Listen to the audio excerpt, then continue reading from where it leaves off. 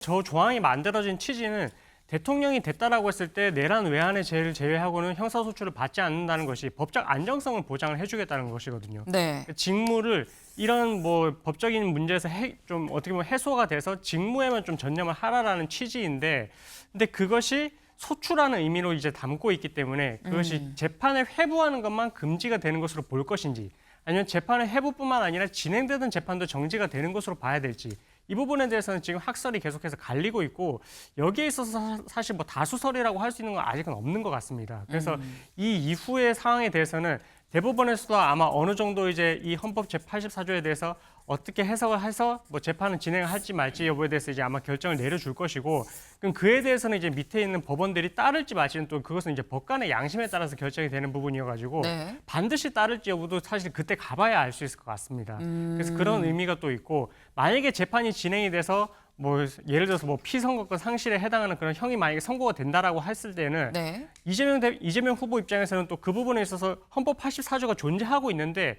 법원에서 이렇게 진행을 시켜버리면 이것은 어떻게 보면 나의 권한을 침해를 한 것이다. 이렇게 권한쟁의 심판 청구를 해서 다시 헌법재판소에서 또 이제 판단을 할 수가 있고, 네. 그런 그 본안 판결이 나오기 전에 가처분 신청을 해서 네. 이 재판 자체를 정지를 또 시켜버릴 수가 있습니다.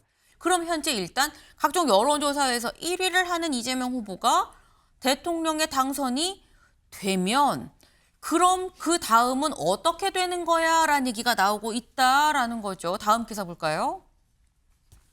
대통령 당선 때 그럼 재판은 어떻게 되는 거냐라는 거죠. 불소추 특권을 규정한 헌법 84조의 대법, 헌재 판단에 지금 달려있다라는 겁니다. 헌법 84조가 뭔지 다시 한번 보겠습니다. 헌법 84조, 대통령의 불소추 특권이 나와 있는 거다라는 거죠. 대통령은 내란 또는 외환의 죄를 범한 경우를 제외하곤 재직 중에 형사상 소출을 받지 아니한다. 이 사유 때문에 윤석열 전 대통령도 불소추 특권으로 다른 재판 없이 내란 혐의에 대한 이 형사 재판만 사실 받았었는데, 요걸로 인해서 그럼 대통령이 만약에 이재명 후보가 대통령이 된다 그러면 지금 얘기하는 파기환송심 그럼 그 이후에 진행할 수 있는 거야?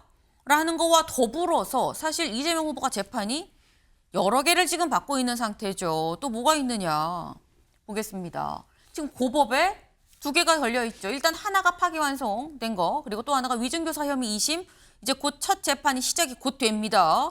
그리고 중앙지법에 하나가 또 있다는데 이건 4개 사건이 지금 병합이 돼 있는 상태예요. 대장동, 위례, 백현동, 성남FC 4개가 병합이 된 게 하나. 수원지법에도 또 있죠. 수원지법에 2개가 있습니다. 이른바 법카 의혹, 그리고 대북송금 의혹. 이 건들을 다 대통령이 된 후에 할 수 있느냐라는 겁니다. 이경민 변호사님, 어떻게 보십니까?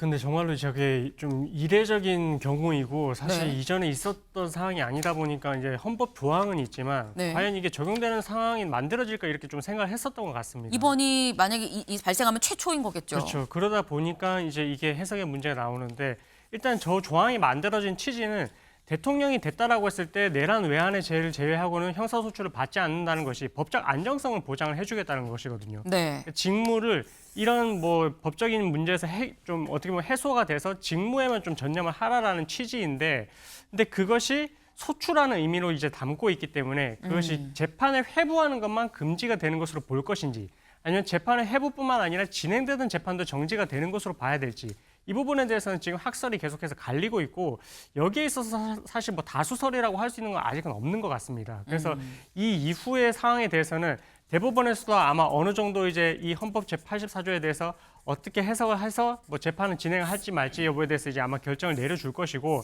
그럼 그에 대해서는 이제 밑에 있는 법원들이 따를지 말지는 또 그것은 이제 법관의 양심에 따라서 결정이 되는 부분이어가지고 네. 반드시 따를지 여부도 사실 그때 가봐야 알 수 있을 것 같습니다. 그래서 그런 의미가 또 있고, 만약에 재판이 진행이 돼서 예를 들어서 피선거권 상실에 해당하는 그런 형이 만약에 선고가 된다라고 했을 때는 네. 이재명 후보 입장에서는 또 그 부분에 있어서 헌법 84조가 존재하고 있는데 법원에서 이렇게 진행을 시켜버리면 이것은 어떻게 보면 나의 권한을 침해를 한 것이다. 이렇게 권한쟁의 심판 청구를 해서 다시 헌법재판소에서 또 이제 판단을 할 수가 있고, 네. 그런 그 본안 판결이 나오기 전에 가처분 신청을 해서 네. 이 재판 자체를 정지를 또 시켜버릴 수가 있습니다. 그래서 여러 가지 지금 경우의 수가 나뉠 수 있어가지고 네. 이 해석 여부에 대해서도 앞으로 좀 지켜봐야 될 것 같고, 그것이 만약에 대통령이 되고 나서는 또 이제 이 부분에 있어서 대법원이라든지 헌법재판소에서 어떤 판단을 내려줄지도 지켜봐야 될 것 같습니다. 지금 이경민 변호사 말씀을 들어보니까 이게 산이 한두 개가 아닙니다. 이 이후에 뭐 가처분을 일단 낼 수 있고 그 이후에 권한쟁의 심판을 또 이 이재명 이 후보죠. 뭐 만약에 지금 저희 가정을 하는 겁니다만 대통령이 된 이후라고 하면 이재명 대통령이 권한쟁의 심판을 제기하는 이런 상황이 될 거예요. 근데 그렇다고 하면 윤영걸 대표님, 네. 사실 생각이 대통령이 권한쟁의 심판 내면 헌재가 이거 판단할 수 있을까? 라는 생각도 들기도 들거든요. 그렇죠. 아예 뭐 각하할 수도 있고 또 받아들일 수도 있는데 네. 지금 헌법재판소가 인원이 다 꽉 찬 게 아니잖아요. 문영배, 이미선 재판관 퇴임했잖아요. 그러니까 여러 가지 계속 산 넘어 산, 뭐 가처분 신청부터 헌법재판소 판단부터 대법원 판단부터 산 넘어 산이니까 네. 뭐 이재명 후보가 어떻게 될지는 모르지만은 네. 만약에 당선된다면은 엄청난 혼란이 빚어지는 거죠. 그래서 이 지금 이재명 후보로는 그런 얘기가 있잖아요. 만독불침이라고 네. 무협지에 나오는 요기가 있어요. 만독불침. 예, 독화살을 네. 자주 맞으면은 네. 독화살 맞아도 괜찮대요. 아하. 그러니까 이재명 대표는 지금 5개 재판하고 있거든요. 네. 그리고 또 혐의만 해도 8개 사건, 12개 혐의로 화살을 하도 많이 맞아가지고 웬만한 지금 악재도 뭐 뚫고 갈 수 있다. 뭐 이렇게 보는 시각도 있는 반면에 또 중도층이나 나라를 걱정하는 사람들은 네. 새 대통령이 돼서 새로운 희망을 갖고 가야 되는데 6월 3일 날이 오히려 이 소요의 시작점이 발화점이 될 그런 걱정도 있기 때문에 네. 결국은 유권자들이 현명한 판단을 기다리는 수밖에 없다 이렇게 생각이 됩니다. 네, 결국은 유권자의 판단 아니겠느냐라고 말씀하셨는데 지금 저희가 재판이 진행될 수 있을까 여부를 지금 얘기했죠. 근데 이경민 변호사님, 제가 자꾸 어려운 좀 질문을 드리는 것 같긴 합니다만 재판이 진행이 돼서 대통령이 되고 난 다음에 파기환송심에서 100만 원 이상이 나왔어요.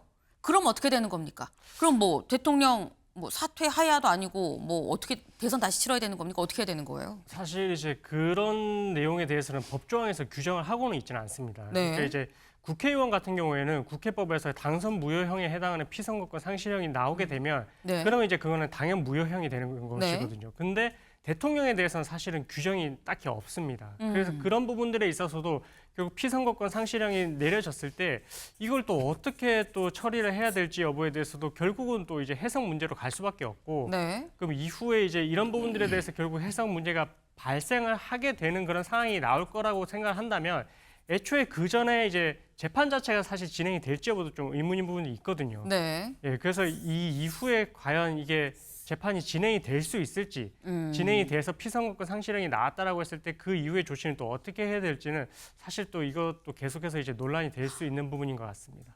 그렇군요. 지금 말씀은 규정이 딱히 없다. 지금 그래서 안 가본 길만 지금 저희가 좀 골라서 가고 있는 약간 그런 상황이 돼버렸어요. 규정이 없다 때문에 해석 논란이 있을 수밖에 없다라는 거죠. 네. 지금 안 그래도 앞서서 이 여러 가지 혼란이 좀 있는 상태에서 대통령 파면되고 이루어지는 조기 대선. 네. 물론 이게 뭐 가정이긴 합니다만 너무 많은 이 가정 속에 혼돈의 대한민국이 언제까지 갈 거냐.